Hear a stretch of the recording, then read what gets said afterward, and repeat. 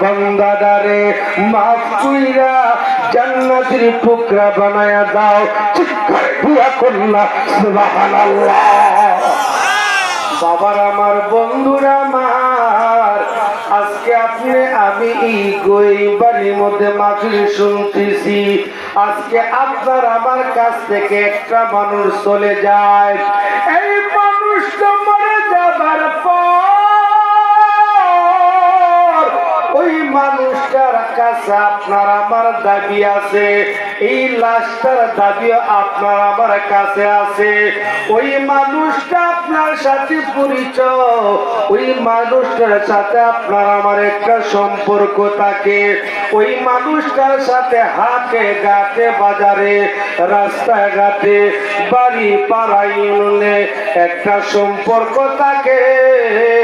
ওই মানুষটা যখন মারা যায়, আপনার আমার কর্তব্য হলো আপনি আমি নবীর উম্মত হিসাবে, ওলি আল্লাহর ভক্ত হিসাবে ওই লোকটার বাড়িতে যাইয়া লাশটার দেখাশোনা করা, ওই লাশটার গোসল করা, ওই লাশটার কাপড় পরা, ওই লাশটার গোসল করিয়া, ওই লাশটারে দাফন করায়া, ওই লাশটারে যখন যারা যারা মাঠে লইয়া যাইব, ওই লাশটার জানাজার মাঝে গ্রামের সমস্ত মানুষ শরীক হওয়া, ওই মানুষটার জানাজা পড়াইয়া আপনি আমি ওই লোকটারে যখন কবরে নিয়ে যাইব, ওই কবরের মধ্যে আপনি লাশটারে শুইয়া বিসমিল্লাহি ওয়া আলা বিল্লাহি রাসূলিল্লাহ, আল্লাহ গো আমি তো কোনো কিছু করতে পারি নাই, আল্লাহ ওই লাশটারে তোমার মিল্লাতে আবার রাসূল পাকের মিল্লাতে শুয়ে দিয়ে গেলাম।